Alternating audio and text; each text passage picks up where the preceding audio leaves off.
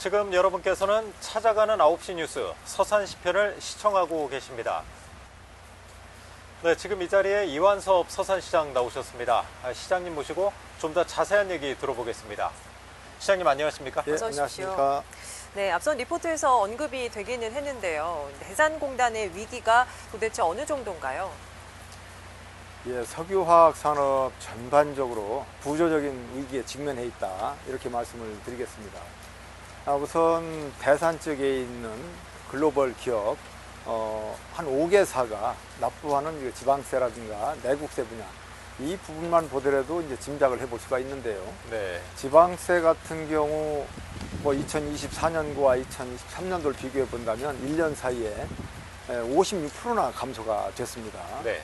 또 국가에 납부하는 이 내국세 분야도 2024년도와 2023년도 이렇게 비교를 해보면 36%가 또 감소가 됐어요. 2023년도에 5조 원대였었는데 2024년도에는 3조 원대로 이렇게 내려앉았거든요. 이러한 부분만 보더라도 굉장히 위기에 지금 와 있다, 이런 말씀을 드리겠고요. 결국은 이러한 위기가 지속된다면 큰 문제 아니겠습니까? 하루속히 빨리 이런 위기를 타개하기 위한 전 정부적인 노력이 좀 필요하다, 이런 말씀을 좀 드리겠습니다. 네. 시장님, 그 대산공단이 서산 경제에 미치는 비중이 절대적이지 않습니까? 그렇습니다. 그런데 이런 대산공단의 위기가 서산 경제, 나아가서 국내 경제에 미치는 그 파장은 어떻게 보고 계신가요?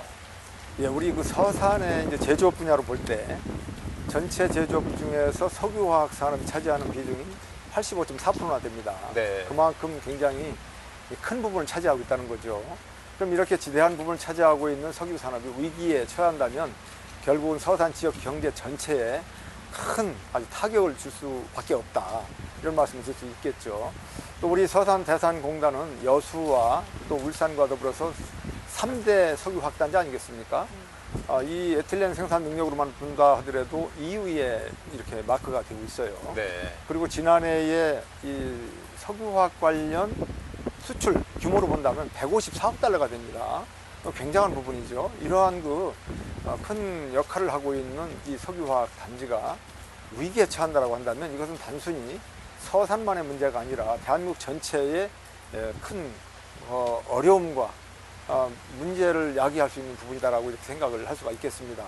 결론적으로 말씀을 드리면 이 서산 대산공단의 위기, 이것은 지역 서산을 넘어서서 대한민국 전체 경제적인 규모의 경제적인 이 부분에 큰 타격을 주는 부분이다, 이렇게 말씀드리겠습니다. 네. 네.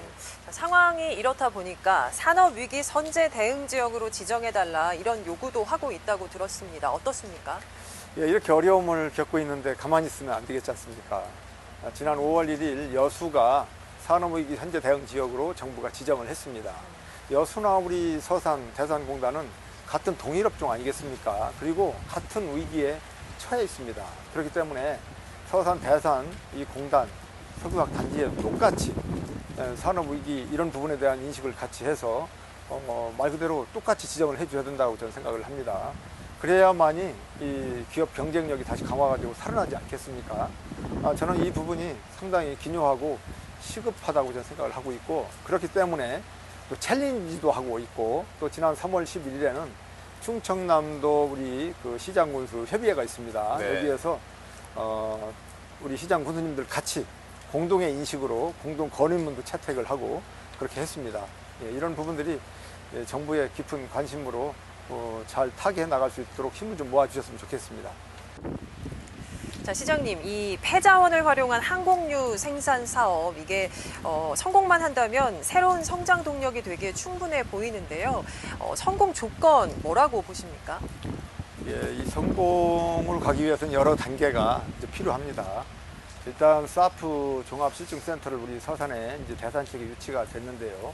이 원료의 확보에서부터 생산, 또 실증이라든가 연구라든가 또 기업의 지원, 항공 수요, 이런 부분까지 전부 유기적으로 연결이 잘 돼야 성공할 수 있다고 생각이 됩니다. 네. EU 국가 유럽에서는 이제 올해부터 이 항공 연료의 2% 이상을 무조건 혼합하라, 이런 의무화 규정을 두고 있습니다. 그렇죠. 그리고 2050년까지는 무려 70%까지 하겠다라는 방침을 가지고 있습니다.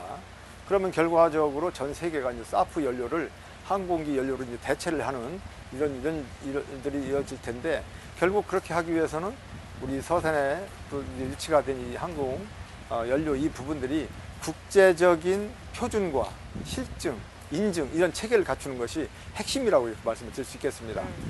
차제 이제 우리 서산에도 2028년도에 서산 민항 개항을 목표로 하고 있습니다만은 이러한 부분들에 대한 항공 수요까지 전부 다 망라해서 국제적인 표준에 걸맞는 사프 연료를 생산해 나가는 그런 체계를 갖춘다라고 한다면 네. 우리가 이제 거점 역할을 충분히 할 수 있다 이런 말씀을 드리고 우리 서산시가 친환경 에너지 연료의 생산 거점 기지가 될 수 있도록 다각적인 노력을 기울여 나가도록 하겠습니다. 네.